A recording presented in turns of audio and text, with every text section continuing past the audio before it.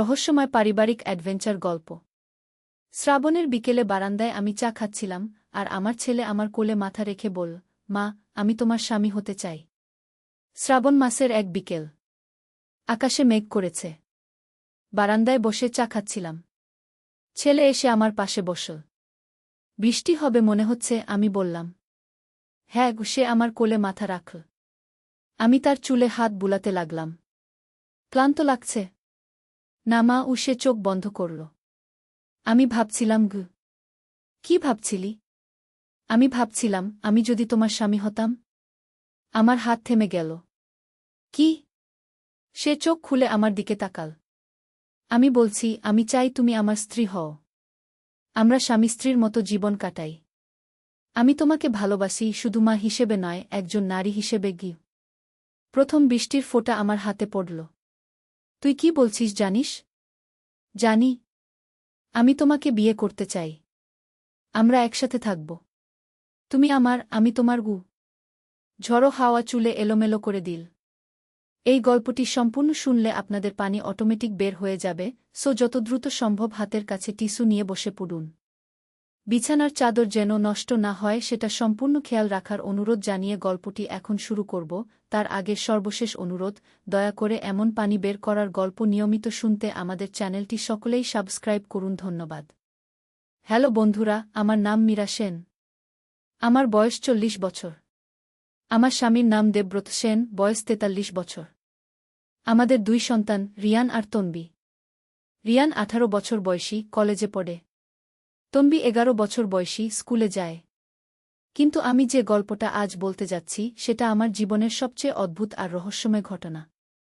এমন কিছু যা শুনলে আপনাদের গা শিহরিয়ে উঠবে আর মুখ দিয়ে পানি বের হয়ে যাবে। সেদিন বিকেলে রিয়ান আমার কাছে এসে বলেছিল, মা, আমি চাই আমরা একসাথে একটা গোপন অভিযানে যাই। তার কথাটা শুনে আমি অবাক হয়ে গেলাম। সে আরও বলল, শুধু আমরা দুজন?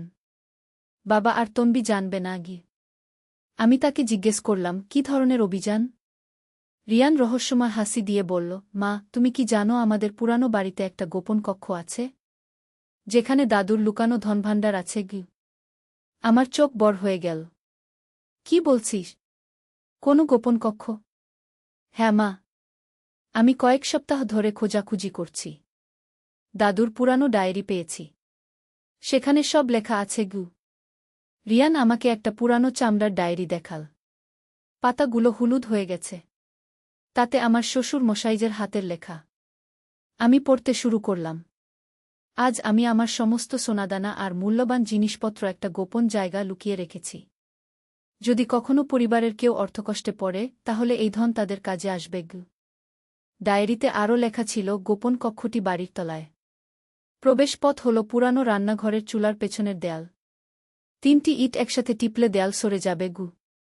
আমার হৃদস্পন্দন বেড়ে গেল। রিয়ান, এটা সত্যি হতে পারে? আমিও তাই ভাবছি মা। কিন্তু আমি একা যেতে ভয় পাচ্ছি। তুমি আমার সাথে গেলে সাহস পাব। আমি রিয়ানের দিকে তাকিয়ে বললাম, কিন্তু তোর বাবাকে না বলে এমন কাজ করা ঠিক হবে? মা, আমরা প্রথমে দেখে আসি।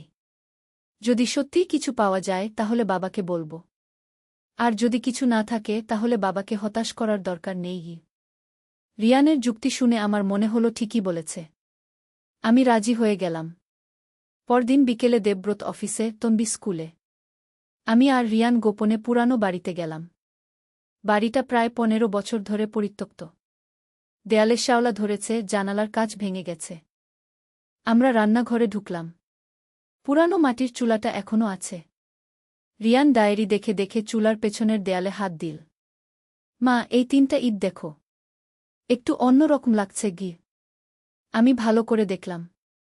সত্যিই 3টা ইট অন্যগুলোর চেয়ে একটু আলাদা। রিয়ান সেই 3টা ইটে একসাথে চাপ দিল। হঠাৎ একটা কর্কশ শব্দ হল। দেয়ালের একটা অংশ আস্তে আস্তে সরে গেল। আমাদের সামনে একটা অন্ধকার সুড়ঙ্গ। ওমাইগ! সত্যিই আছে, রিয়ান চিৎকার করে উঠল। আমার গলা শুকিয়ে গেল। রিয়ান, এটা কি? আমরা মোবাইলের টর্চ জ্বালিয়ে ভেতরে উকি দিলাম। একটা সিঁড়ি নিচের দিকে নেমে গেছে। মা, চলো নিচে যাই। না রিয়ান, এটা বিপজ্জনক হতে পারে। প্লিজ মা। আমরা খুব সাবধানে যাব। শুধু দেখে আসবো। রিয়ানের মুখের দিকে তাকিয়ে আমি না বলতে পারলাম না। আমরা সাবধানে সিঁড়ি দিয়ে নামতে শুরু করলাম। নিচে নেমে দেখি একটা ছোট কক্ষ। দেয়ালে বেশ কিছু তাক। আর সেই তাকগুলোতে সত্যিই কিছু জিনিস আছে। রিয়ান একটা পুরানো কাঠের বাক্স খুল। তার ভেতর থেকে সোনার গহনা, কয়েন আর কিছু মূল্যবান পাথর বের হল। মা, আমরা সত্যিই ধনভাণ্ডার পেয়ে গেছি। আমি অবাক হয়ে দেখছিলাম। হঠাৎ আমার নজর পড়ল আরেকটা ডায়েরির উপর। সেটা তুলে নিয়ে পড়তে শুরু করলাম। এই ধনভাণ্ডার শুধু আমার পরিবারের জন্য নয়। এটা আমাদের গোত্রের একটা পবিত্র দায়িত্ব। যুগ যুগ ধরে আমাদের পূর্বপুরুষরা এই ধন সংরক্ষণ করে এসেছেন। কিন্তু এর সাথে একটা অভিশাপও জড়িত।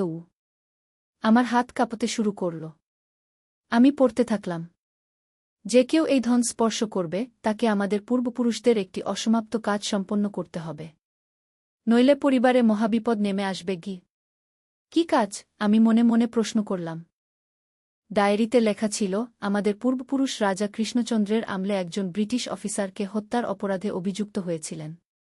কিন্তু সেটা ছিল মিথ্যা অভিযোগ। প্রকৃত হত্যাকারী ছিল অন্য কেউ। আমাদের পূর্বপুরুষ নির্দোষ প্রমাণিত হওয়ার আগেই মারা যান। তার আত্মা শান্তি পায়নি। আমি রিয়ানের দিকে তাকালাম। সে একটা সোনার চেইন হাতে নিয়ে দেখছিল। রিয়ান, ওটা রেখে দে। কেন মা? কি হয়েছে? আমি ডায়েরি থেকে পড়ে শোনালাম। রিয়ান শুনে ভয় পেয়ে গেল। মানে আমরা এগুলো ছুঁয়েছি? এখন আমাদের কি হবে? আমি আরও পড়তে থাকলাম। যারা এই ধন স্পর্শ করবে তাদের আমাদের পূর্বপুরুষের নির্দোষতা প্রমাণ করতে হবে। তার জন্য তাদের খুঁজে বের করতে হবে সেই সময়ের প্রকৃত ঘটনা। প্রমাণ পাওয়া যাবে কলকাতার জাতীয় আর্কাইভে। কিন্তু মা, সেটা তো 200 বছর আগের কথা। এখন কিভাবে প্রমাণ করব? ডায়েরিতে লেখা আছে, ওই আর্কাইভে একটা গোপন দলিল আছে। সেটা খুঁজে বের করতে হবে। আমরা দ্রুত সেই গোপন কক্ষ থেকে বের হয়ে এলাম। কিন্তু আমাদের মনে ভয় ঢুকে গেছে। বাড়ি ফিরে আমি দেবব্রতকে সব কিছু বললাম। প্রথমে সে বিশ্বাস করতে চাইল না। কিন্তু যখন সেই ডায়েরি দেখল তখন সেও চিন্তিত হয়ে গেল। আচ্ছা, আমরা কলকাতা যাব। জাতীয় আর্কাইভে খোঁজাখুঁজি করব। দেখি কি পাওয়া যায়। পরের সপ্তাহে আমরা সবাই মিলে কলকাতা গেলাম। জাতীয় আর্কাইভে পৌঁছে আমরা কর্মকর্তাদের সাহায্য নিলাম। আমাদের পূর্বপুরুষের নাম, তারিখ আর ঘটনার বিবরণ দিলাম। 2 দিন খোঁজাখুঁজির পর আমরা একটা পুরানো ফাইল পেলাম। তাতে আমাদের পূর্বপুরুষের মামলার রেকর্ড ছিল। ফাইলটা খুলে দেখি, সত্যিই আমাদের পূর্বপুরুষ নির্দোষ ছিলেন। প্রকৃত হত্যাকারী ছিল সেই ব্রিটিশ অফিসারের নিজেরই একজন সহকারী। কিন্তু সেই সহকারী মিথ্যা সাক্ষ্য দিয়ে আমাদের পূর্বপুরুষকে দোষী সাব্যস্ত করিয়েছিল। সবচেয়ে চমকপ্রদ ব্যাপার হল, সেই গোপন দলিলে প্রকৃত হত্যাকারীর স্বীকারোক্তিও ছিল। সে মরার আগে লিখে গিয়েছিল যে সে কিভাবে আমাদের পূর্বপুরুষকে ফাঁসিয়েছে। আমরা এটা কি করব? রিয়ান জিজ্ঞেস করল। দেবব্রত বলল, এই দলিল আমাদের পূর্বপুরুষের নির্দোষতা প্রমাণ করে। আমি মনে করি আমাদের উচিত এটা সরকারিভাবে প্রকাশ করা। ইতিহাস সংশোধন করা। আমরা সেই দলিলের ফটোকপি নিয়ে সংবাদপত্রে যোগাযোগ করলাম। একটি ঐতিহাসিক গবেষণা পত্রিকাও আমাদের এই আবিষ্কার নিয়ে একটি প্রবন্ধ প্রকাশ করল। কয়েক মাস পর আমরা আবার সেই গোপন কক্ষে গেলাম। অদ্ভুত ব্যাপার হল, সেখানে আগের মতো কোনো ধনভাণ্ডার নেই। শুধু একটা চিঠি পড়ে আছে, আমাদের পূর্বপুরুষের হাতের লেখায়। ধন্যবাদ, তোমরা আমার আত্মার শান্তি এনে দিয়েছ। এই ধনভাণ্ডার এখন তোমাদের প্রাপ্য। কিন্তু আমি চাই তোমরা এটা নিজেদের জন্য ব্যবহার না করে দরিদ্র মানুষদের সেবায় লাগাও। চিঠিতে আরও লেখা ছিল, ধনভাণ্ডার এখন তোমাদের পুরানো বাড়ির নিচে নয়, তোমাদের নতুন বাড়ির বাগানের বট আমগাছের নিচে পাবে। আমরা বাড়ি ফিরে বাগানে গিয়ে দেখি আমগাছের নিচে সত্যিই মাটি একটু নরম। খুঁড়ে দেখি একটা বড় ধাতব বাক্স। বাক্সটা খুলে আমরা হতবাক। এত সোনাদানা আর মূল্যবান জিনিস যে গুনতেই পারছি না। দেবব্রত বলল, চলো এগুলো বিক্রি করে এলাকার গরিব ছেলেমেয়েদের স্কুল কলেজের খরচ দিই। একটা বৃত্তি ফান্ডও করতে পারি। আমরা সেই মতে করলাম। পূর্বপুরুষের নামে একটি শিক্ষা ফান্ড গঠন করলাম। প্রতি বছর দরিদ্র মেধাবী ছাত্রছাত্রীদের বৃত্তি দেওয়া হয়। কিন্তু এই পুরো অভিজ্ঞতার সবচেয়ে আশ্চর্যজনক ব্যাপার হল, রিয়ান ওই ঘটনার পর থেকে একদম বদলে গেছে। সে এখন ইতিহাস নিয়ে পড়াশোনা করছে। বলে পূর্বপুরুষদের মতো দেশ ও জনগণের সেবা করবে। তন্বীও এই গল্প শুনে খুব অনুপ্রাণিত হয়েছে। সে বলে বড় হয়ে সমাজসেবক হবে। আর আমি বুঝে গেছি যে আমাদের প্রত্যেকের জীবনে কোনো না কোনো উদ্দেশ্য আছে। কখনো সেটা আমরা নিজেরাই বুঝতে পারি, কখনো পরিস্থিতি আমাদের সেই পথ দেখিয়ে দেয়। সেদিন রিয়ান আমার কাছে এসে বলেছিল গোপন অভিযানের কথা। কিন্তু আমি জানতাম না যে সেই অভিযান আমাদের জীবনকেই বদলে দেবে। এখন যখন শ্রাবণের বিকেলে বারান্দায় বসি, তখন মনে হয় আমাদের পূর্বপুরুষদের আশীর্বাদ যেন আমাদের উপর আছে। আমাদের পরিবারে শান্তি এসেছে। আর সবচেয়ে বড় কথা হল, আমরা বুঝেছি যে সত্যিকারের ধন কোনো সোনাদানা নয়, পরিবারের ভালোবাসা আর সমাজের কল্যাণে কাজ করার সুযোগটাই আসল ধন। রিয়ান এখন আর সেই ছোটবেলার মতো নয়। সে এখন একটা উদ্দেশ্যপূর্ণ জীবন যাপন করছে। আর আমি গর্বিত যে আমার ছেলে এমন একটা মহৎ পথ বেছে নিয়েছে। কখনো কখনো মনে হয় সেদিন রিয়ান যদি আমাকে না বলত, যদি আমি সাহস না করে তার সাথে না যেতাম, তাহলে হয়তো আমাদের পূর্বপুরুষের আত্মা আজও অশান্ত থাকত। আর আমাদের এই সুখী জীবনও পেতাম না। জীবনে কত অদ্ভুত সব ঘটনা ঘটে। কখনো মনে হয় সব কিছুই যেন পূর্বনির্ধারিত। রিয়ানের সেই ডায়েরি পাওয়া, আমাদের সাহস করে সেই গোপন কক্ষে যাওয়া, কলকাতায় প্রমাণ পাওয়া, সব কিছুই যেন একটা সুতো গাথা। এখন আমাদের বাড়িতে প্রতি বছর পূর্বপুরুষের স্মরণে একটা অনুষ্ঠান করি। এলাকার সব মানুষ আসে। আমরা বৃত্তিপ্রাপ্ত ছেলেমেয়েদের সংবর্ধনা দিই। সেই দিনগুলোতে মনে হয় আমাদের পূর্বপুরুষ যেন আমাদের আশীর্বাদ করছেন। রিয়ান এখন বিশ্ববিদ্যালয়ে ইতিহাস বিভাগে পড়ছে। তার স্বপ্ন একদিন একজন বিখ্যাত ঐতিহাসিক হবে। আর তন্বী বলে সে বড় হয়ে একটা এনজিও খুলবে। আমার মনে হয় আমাদের পরিবার সত্যিই ধন্য। কারণ আমরা শুধু টাকা পয়সার ধন পাইনি, পেয়েছি একটা উদ্দেশ্য, একটা লক্ষ্য। এই গল্প যখনই কারো কাছে বলি, তারা অবাক হয়ে যায়। কেউ কেউ বিশ্বাস করতে চায় না। কিন্তু আমি জানি এটা সত্যি। আর যারা বিশ্বাস করে না, তাদের আমি বলি, জীবনে এমন অনেক রহস্য আছে যা আমাদের বুদ্ধি দিয়ে বোঝা যায় না। কিন্তু সেগুলো মেনে নিতে পারলেই জীবনটা সুন্দর হয়ে ওঠে। আজও যখন সেই আমগাছের নিচ দিয়ে হেঁটে যাই, তখন মনে হয় কোনো অদৃশ্য শক্তি যেন আমাদের রক্ষা করছে। আর রিয়ানকে দেখলে মনে হয় সে যেন তার পূর্বপুরুষের যোগ্য উত্তরাধিকারী। গত মাসে একটা অদ্ভুত ঘটনা ঘটেছে। রিয়ান আমার কাছে এসে বলল, মা, আমার একটা স্বপ্ন দেখেছি। দাদু আমার স্বপ্নে এসে বলেছেন যে আমাদের পরিবারের আরও একটা গোপন দায়িত্ব আছে। আমি চমকে উঠলাম। কি দায়িত্ব? দাদু বলেছেন আমাদের এলাকার পুরানো মন্দিরটার নিচে একটা প্রাচীন পুঁথি আছে। সেটা রক্ষা করতে হবে। কারণ সেই পুঁথিতে আমাদের এলাকার 1000 বছরের ইতিহাস লেখা আছে। আমি দেবব্রতকে বিশ্বাসটা বললাম। সে প্রথমে সন্দেহ করল। কিন্তু আমাদের আগের অভিজ্ঞতার কথা মনে করে সে রাজি হল। আমরা মন্দিরের পুরোহিত মশাইকে বিশ্বাসটা জানালাম। তিনি বললেন, আসলে আমিও শুনেছি এমন কিছু একটা আছে। কিন্তু কোথায় আছে জানি না।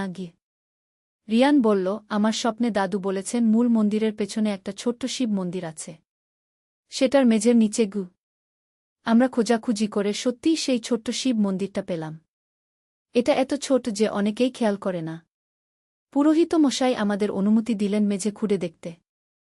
আমরা সাবধানে খুঁড়তে শুরু করলাম। প্রায় 3 ফুট খুঁড়ার পর একটা পাথরের বাক্স পেলাম। সেটা খুলে দেখি ভেতরে একটা তালপাতার পুঁথি। পুঁথিটা এত পুরানো যে ছুলেই ভেঙে যাওয়ার উপক্রম। আমরা খুব সাবধানে সেটা তুলে নিলাম। পুরোহিত মশাই পুঁথিটা পড়ে দেখলেন। তিনি অবাক হয়ে বললেন, এটা তো আমাদের এলাকার 1000 বছরের পুরানো ইতিহাস।